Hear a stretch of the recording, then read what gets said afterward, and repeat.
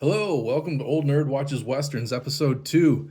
This time I'm talking about Shalako from 1968, starring Sean Connery and Brigitte Bardot. Oh, yeah, this was not quite as good as I was hoping it would be. Uh, I was really excited because it's Sean Connery and it's a Western. Uh, and he does a great job. I think he should have made more Westerns. Unfortunately, this is the only one he ever made. He never made another Western. This is the first and last one. This was 68, and between 1962 and 1967, he'd played James Bond 4 or 5 times.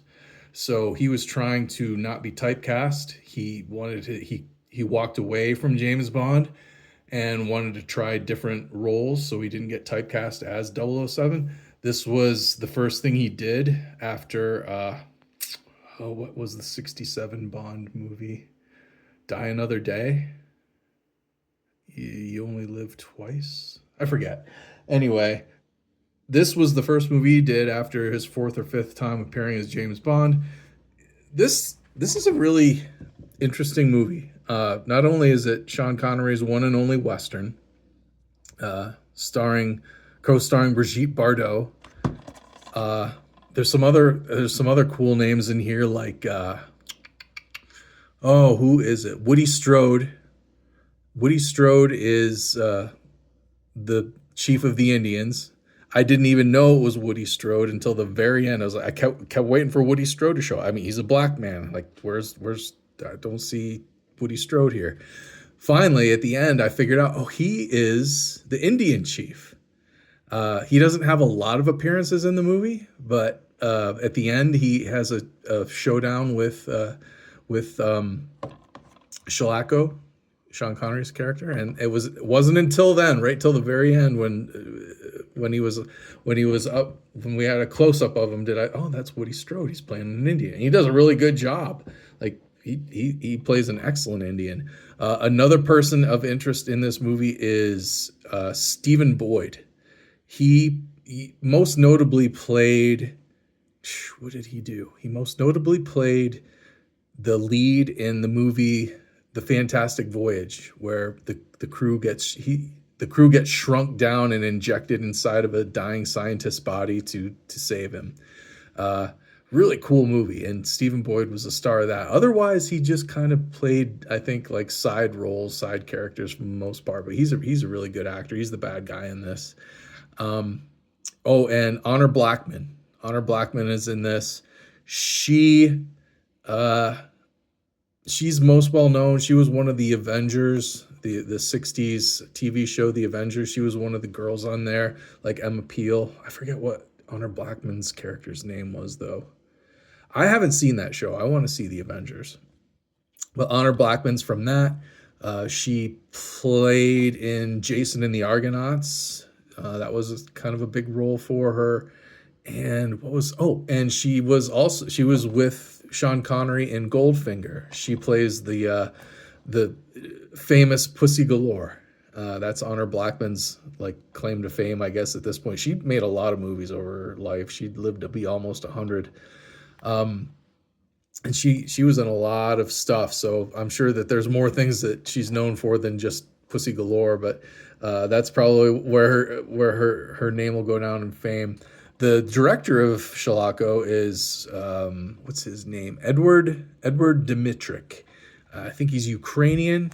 He started off in Hollywood in the 30s. He did some early film noirs like Murder My Sweet and Crossfire. He did The Caine Mutiny, and he did this film. It's based on a Louis L'Amour novel of the same name. Shalako, I guess, means rain bringer or something like that to the Zuni Indian tribe. This movie supposedly takes place in New Mexico. It's a bunch of Brigitte Bardot comes with a bunch of like European aristocracy to come to the continent on a hunting trip, and they're in Apache territory. So they're breaking a treaty between the Apaches and the early American government, which Sean Connery, his character Shalako, he was a a colonel in the army. So he helped broker this peace deal between the Apaches and America. And then here comes these people from Europe, vacationing on the continent on a hunting trip, you know, and they become the targets of the Apaches. So it's up to Sean Connery to save everybody, and not everybody gets saved. This movie, I really wanted to like this movie quite a bit just because of all the star power and the story behind it, everything I just explained. And it didn't. This movie didn't do well upon release, and I can see why. It's not a bad movie at all, but it's also not, it doesn't jump out at you at all while you're watching it either. It's almost 2 hours long. And while it's not boring, at the same time, it just, I don't know. It's not exactly exciting either. It does have a really great, and for 1968, a really hardcore kind of death scene. Honor Blackman's character is killed by the Apaches, and it's pretty brutal. As a matter of fact, this movie was, I think, originally kind of a European production, not an American production. It was a production between like Germany, Spain, and America, maybe, or England, maybe. I can't remember exactly. There was 3 different production companies from 3 different countries involved in making this. So this movie was made in Spain. Takes place in New Mexico, America, USA, and stars a British guy, a French girl, a bunch of European actors like German and maybe some more French. People playing, American Indians that aren't probably there. I think there were some actual Indians that played Indians in this. Now that I think about it. But this really interesting production. But going back to Honor Blackman's kind of brutal death scene, when this was originally released in England, which I think is where it was released majorly, and that's where it was first released. When it was first released there, her death scene was very heavily edited out because it was so brutal. But it's in this version. I just thought that was interesting that it was cut out of the original. But yeah, good. I mean, cool gunfights, backstabbing, adventure, Indian fights, horseback fights, stagecoach fights and races, old Indian Pueblo type buildings that are used as outposts, and a few brutal graphic deaths. So Sean Connery, like I said, he made this right after his 4th or 5th appearance as James Bond in order to like break stereotype. He made this movie in 68, and 69 and 70 he made like an adventure biopic maybe called The Red Tent about Arctic explorers. He did one called The Anderson Tapes, which was kind of a spy intrigue espionage thing, not probably too far removed from James Bond, but more realistic probably. But after that, he was offered $1.25 million to come back to James Bond. So he did. He went back, and in 1972 they made From Russia with Love. No, I can't remember. Anyway, it was his last appearance before Roger Moore came in and took over, but he was offered a whole pile of money to come back. So he did. After a few attempts at breaking being typecast as James Bond, he was offered a huge sum of money to come back. And apparently that James Bond didn't do that well, box office wise. But, to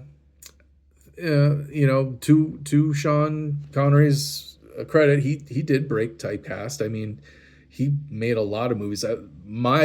My first memory of him was in Highlander, the first Highlander movie. And I saw that when I was a young kid and loved that movie, still love that movie. And that was a great Sean Connery role in that movie.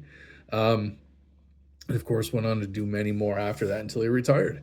But yeah, this movie is interesting. I'm going to keep it in my collection, my movie collection, because just how interesting it is and who's in it and who's involved in it. And it's not a bad movie. It's just not a great Western, I don't think. And apparently it wasn't thought of that way back when it came out either. Uh, I think the only place you can watch this online is you have to rent it from Amazon. Otherwise, you got to find an old DVD like this in the Goodwill, like I did. But anyway, any trivia about Shalako or anything I talked about, please comment below. Like, share, and subscribe. I'll see you next time.